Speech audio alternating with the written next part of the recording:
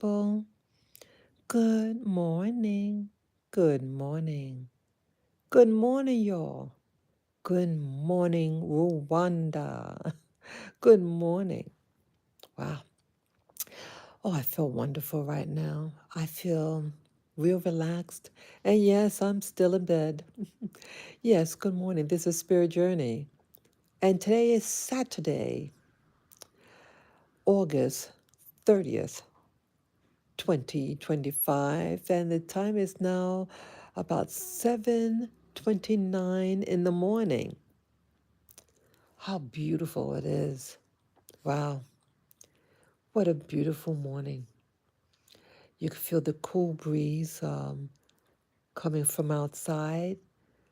The mornings here in Rwanda is fantastic. Look how beautiful the trees are. Yeah, if you even see all the trees there.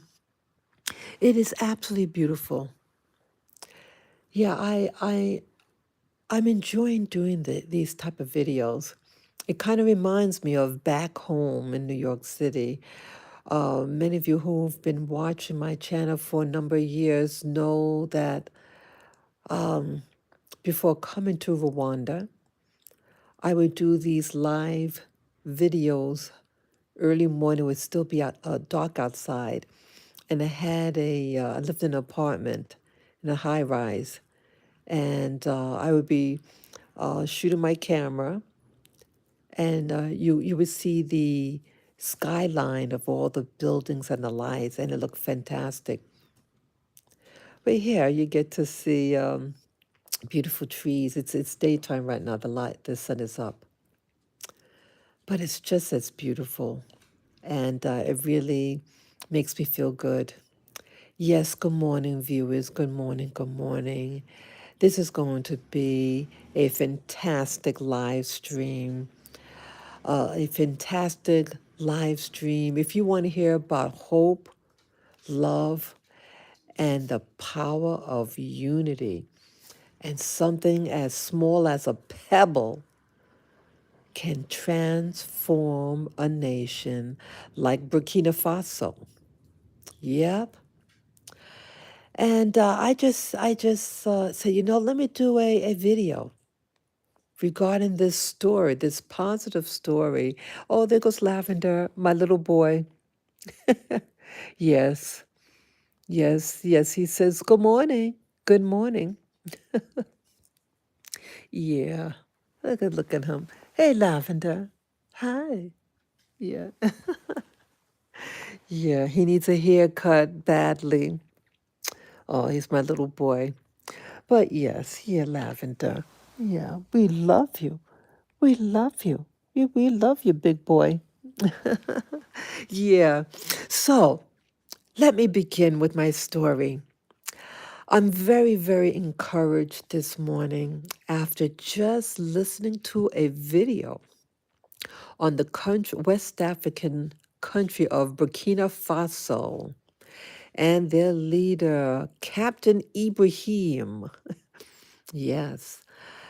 Um, I have to be honest, when I started playing the video, um, I was, okay, to be nice, a little confused, skeptical, you know, on the spectrum to the left.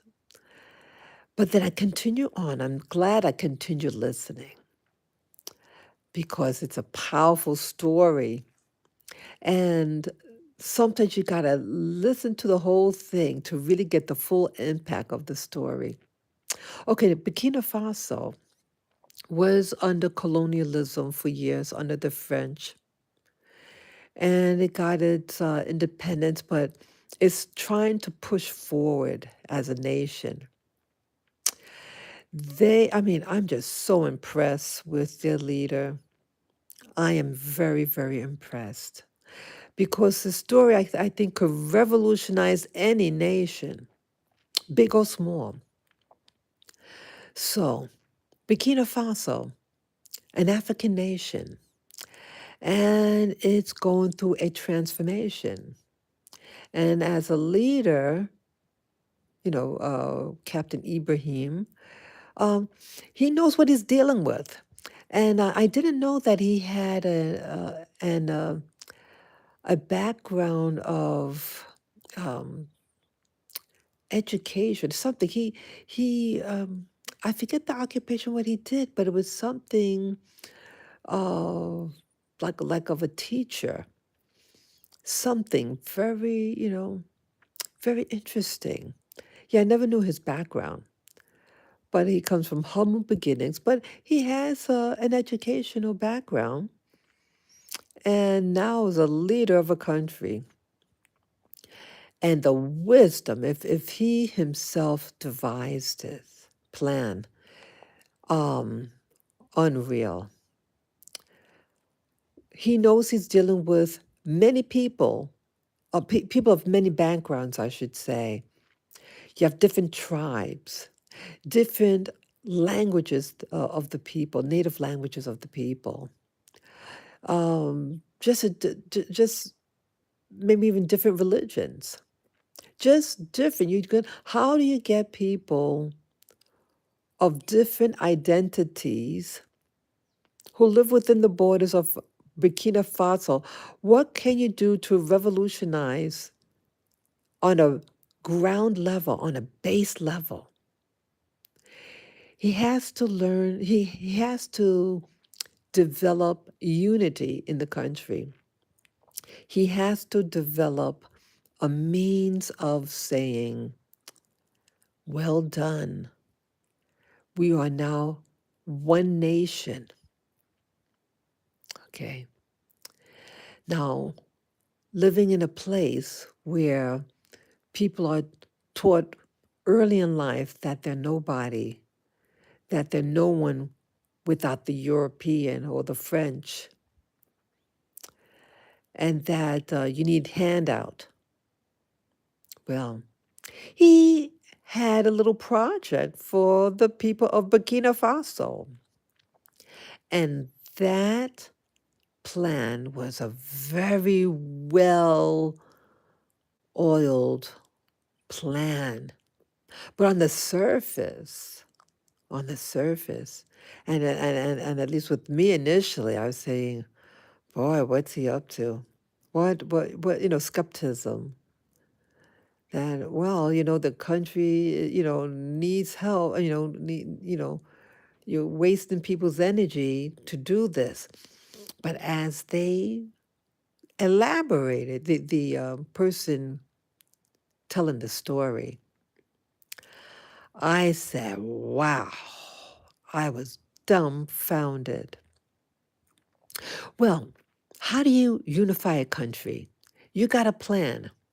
Your plan is to build up your country, to give it a sense of dignity, identity, and a future. But you have people from all different backgrounds living there and with their own histories, etc., etc. He said, I want you to go outside and to collect pebbles.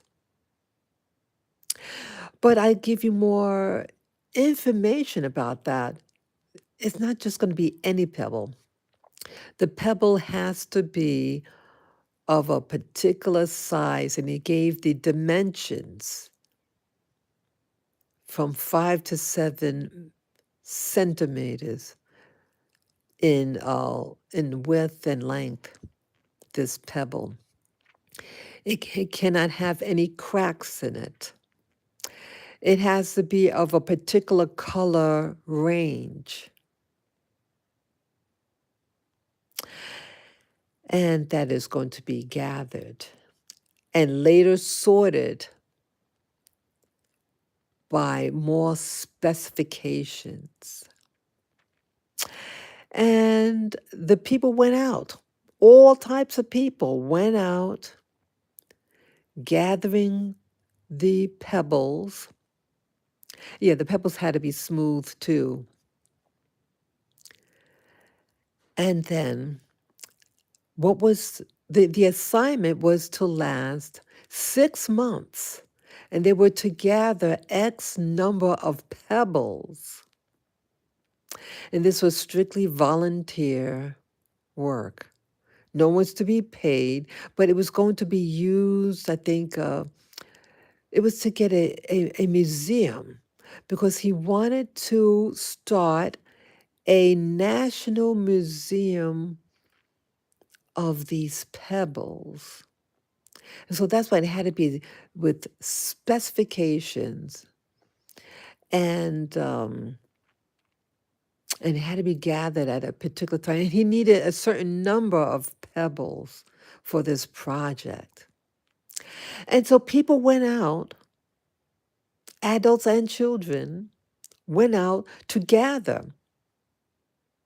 And with this infrastructure, how he was to build this infrastructure was that, okay, so it's going to be in different levels of the gathering stage.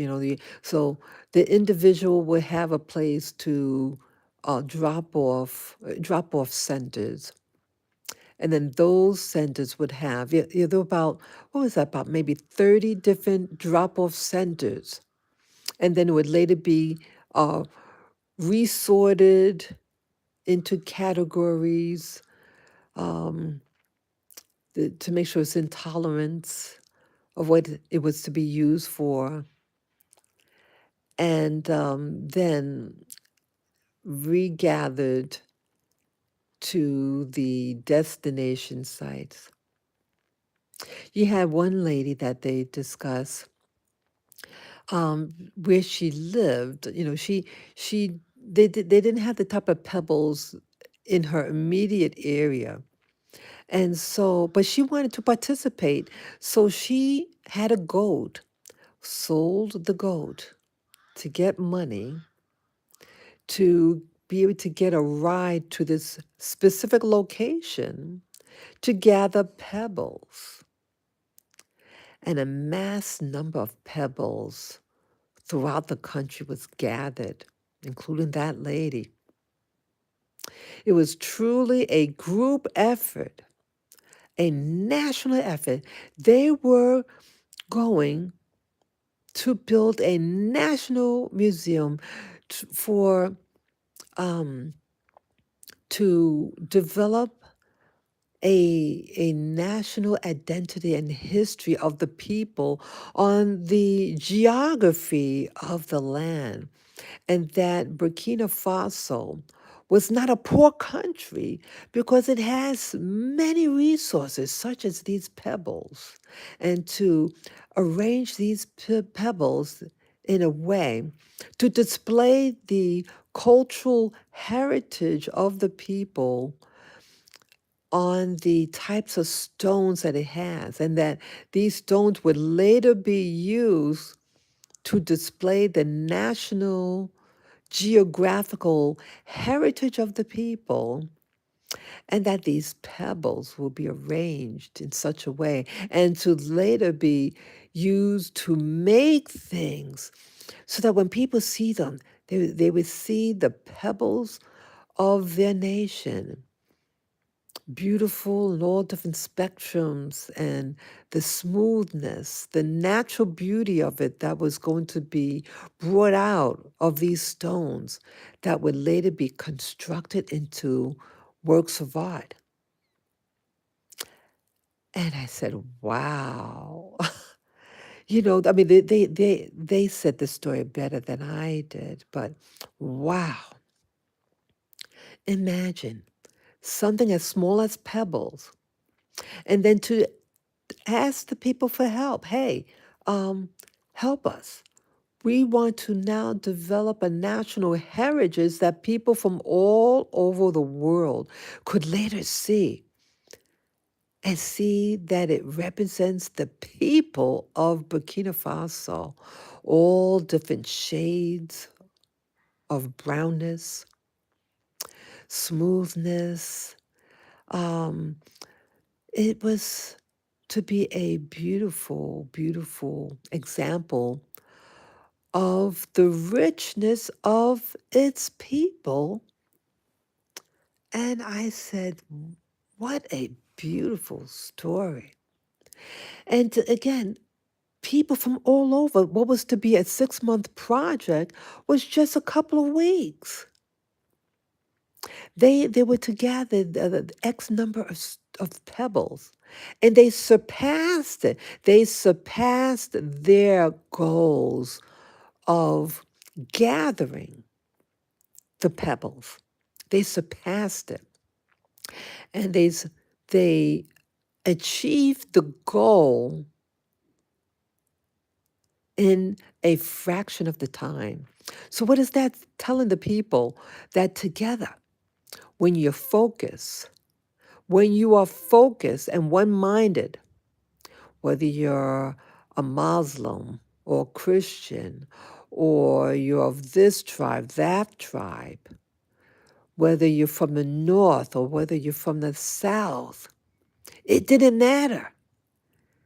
And that they were coming together with one voice, one purpose. And it only cost the whole process. It's a cost, I think, $44,000.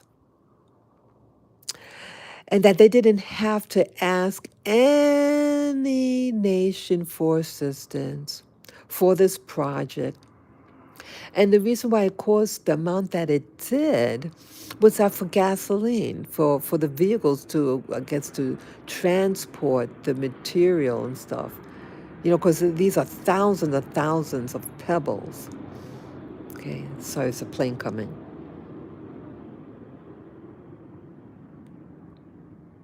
Yeah, so it's going to be heavy, so they need trucks for it.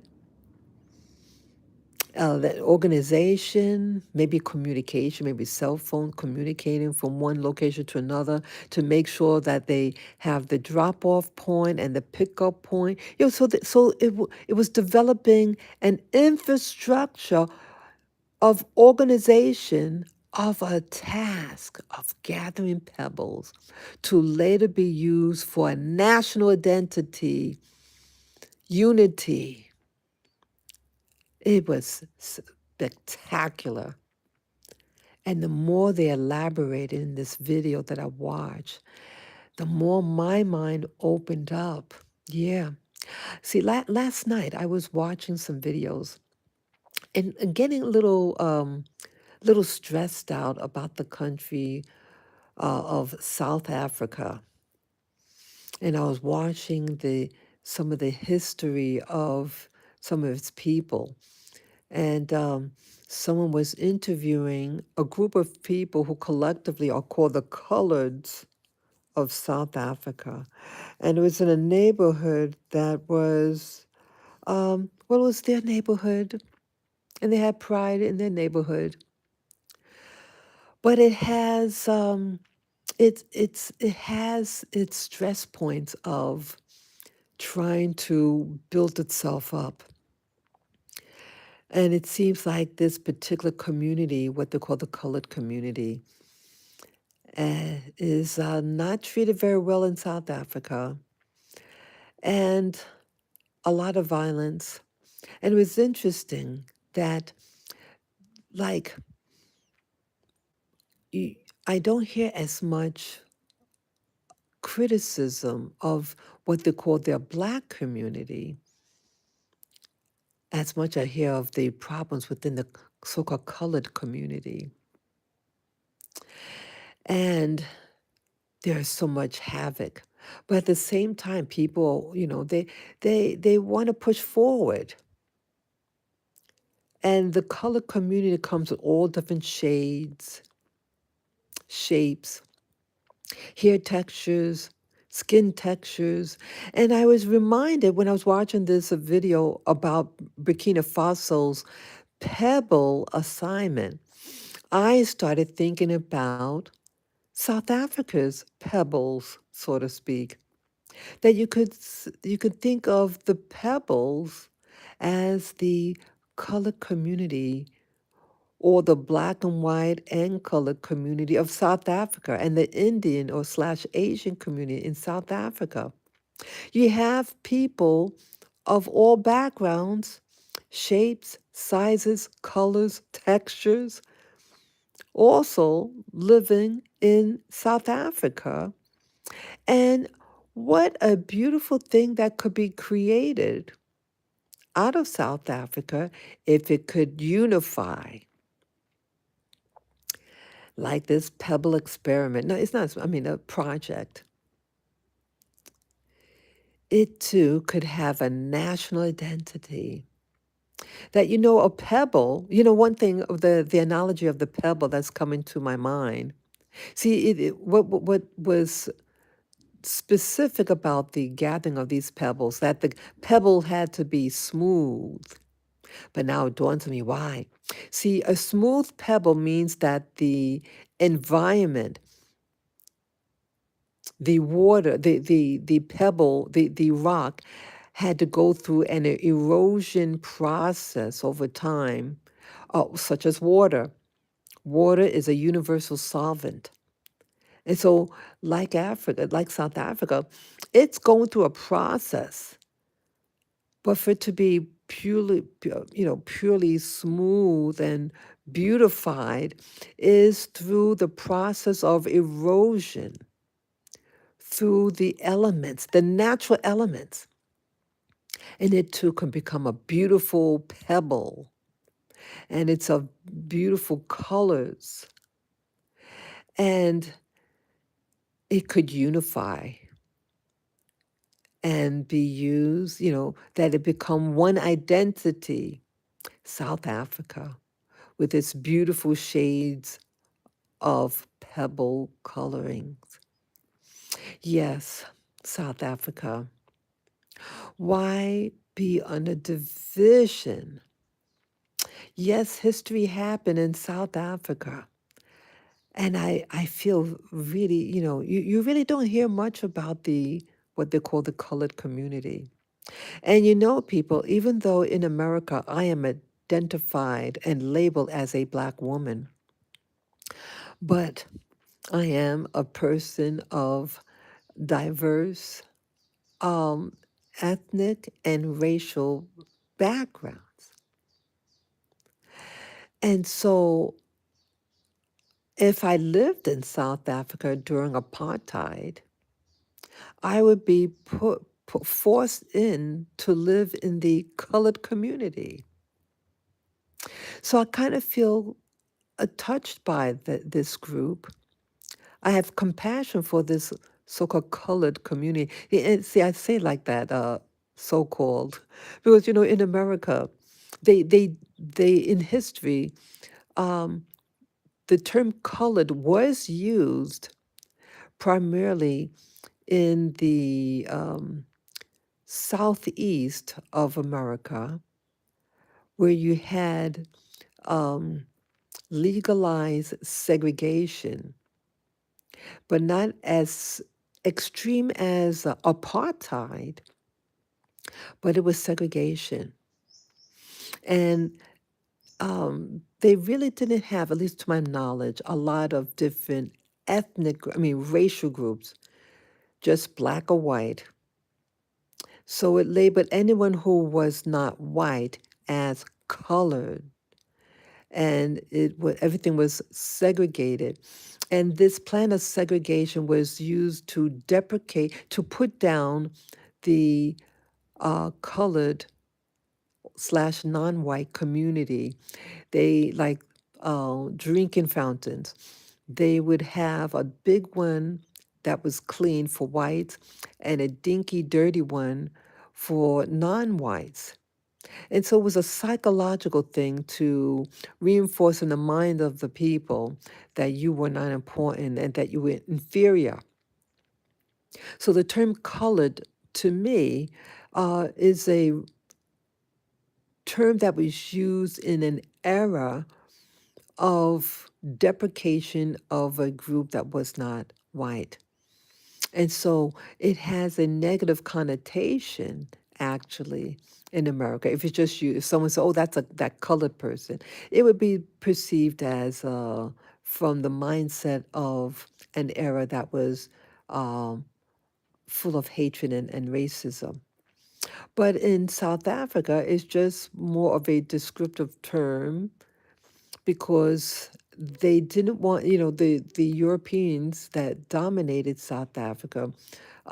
You had a mixed group people, and then you had another group of people, blacks from the northern part, and they were coming further south, this group. And so you have the distinct groups, the color group that was formulated when, excuse me, when the Europeans came in. And they didn't back then have their own women, really, so they mixed with uh, the people that were living in South Africa, like the Khoisans people, and then they had imported people to be enslaved from Asia, and so it's that heritage, and I think actually, it's a very powerful heritage, this colored community, because it's taking the elements of those categories of people, and it was forced upon them, but it created something new. That's when I get it had created something new and a different type of identity.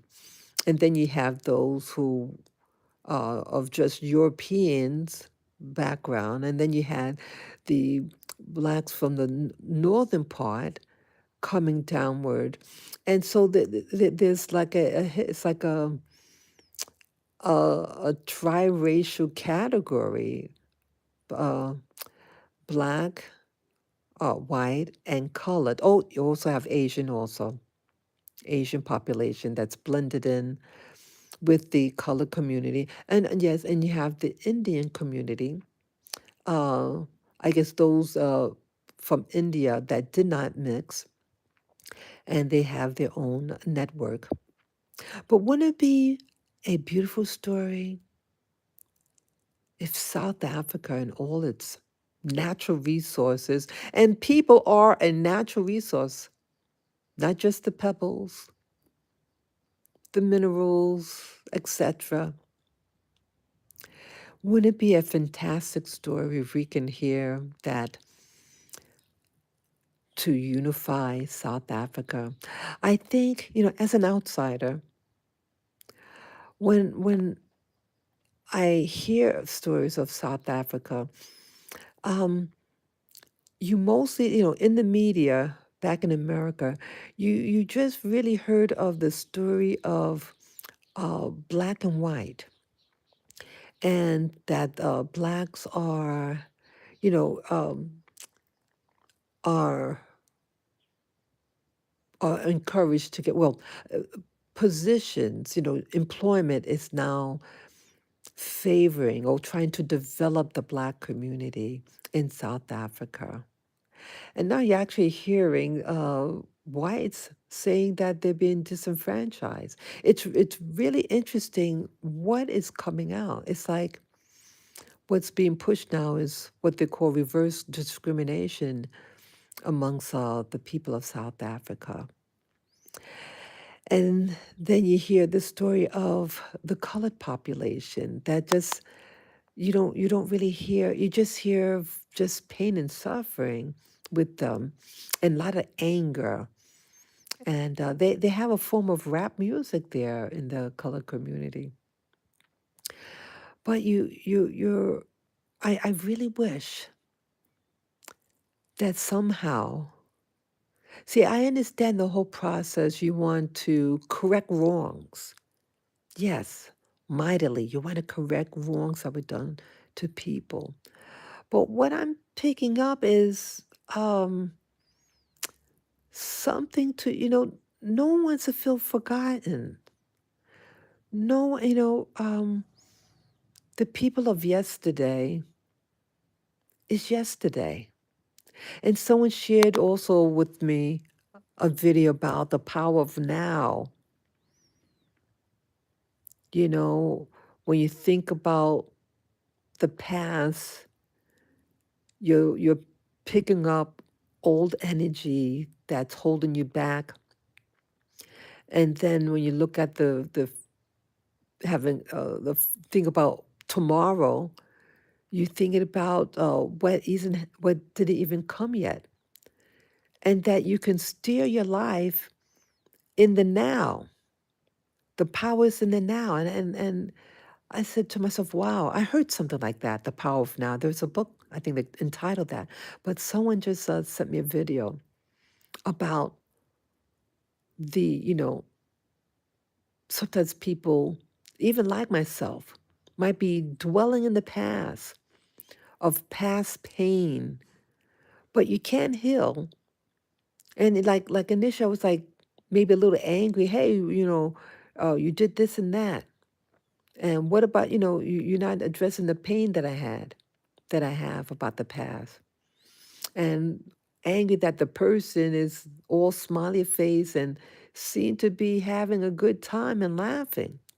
And you feel that they're being insensitive to your past needs, your past pain, or not caring about the anxiety of the future, what thinking about the future does to you or me.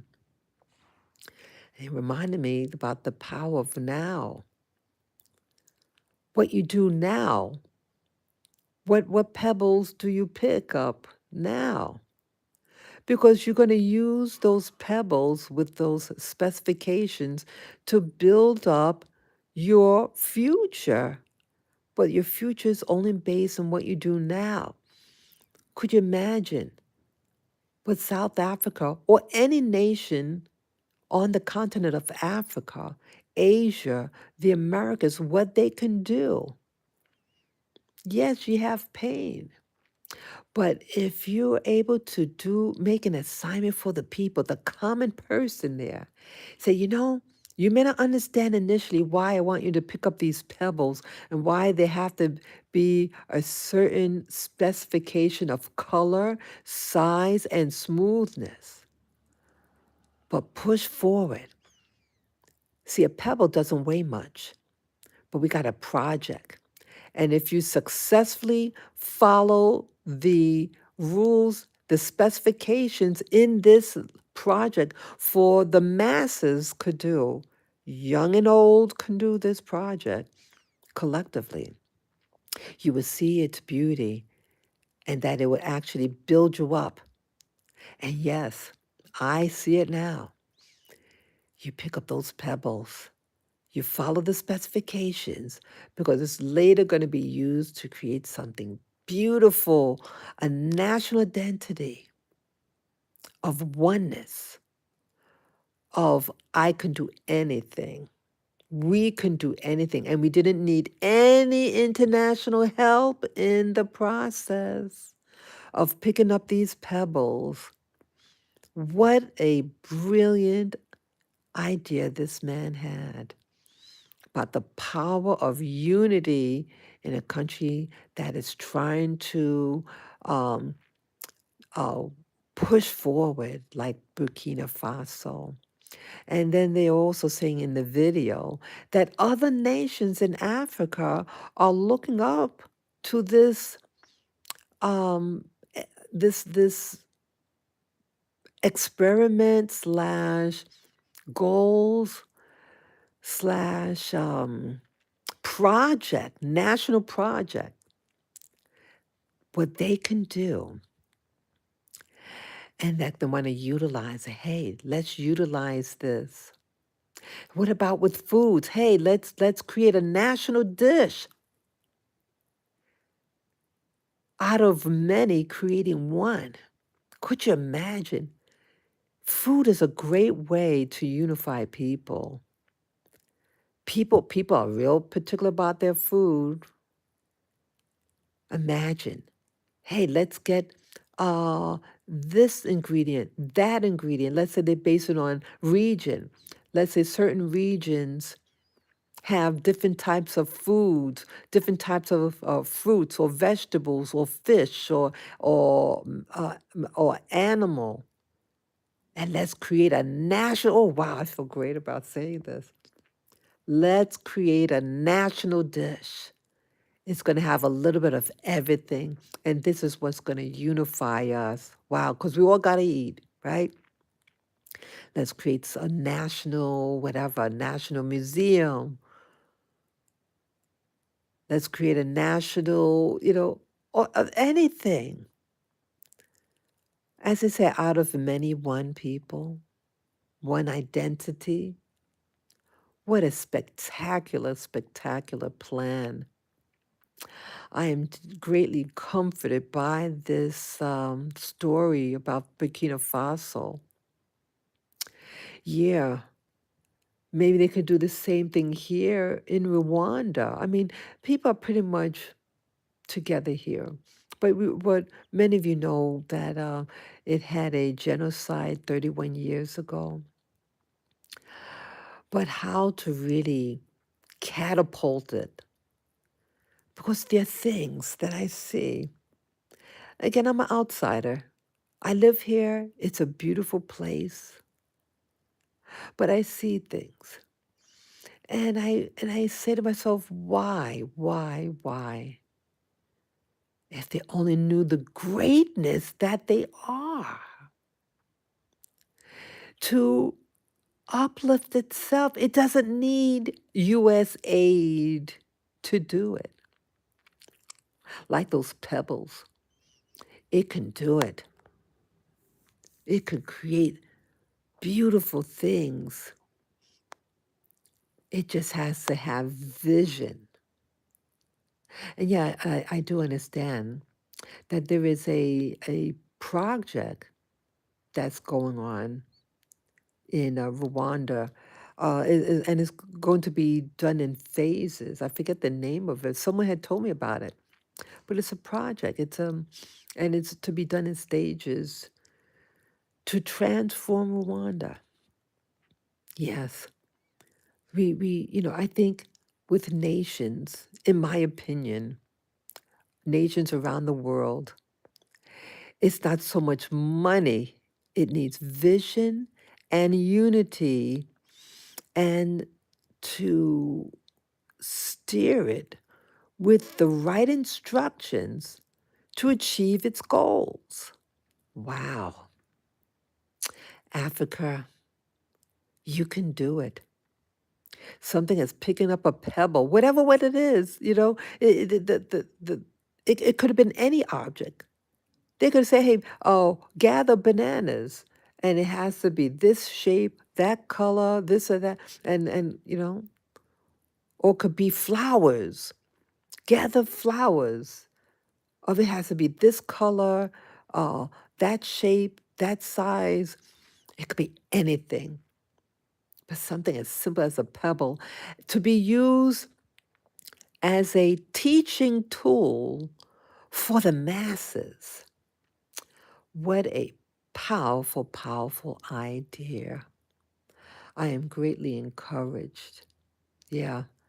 Yeah, I'm greatly encouraged because watching videos about South Africa, see, they're showing a particular size, and what it looks like, what it's showing, that you have the blackness of the country in empowerment, and it's stepping on the white population and forgetting its colored population. That's how the media is coming across.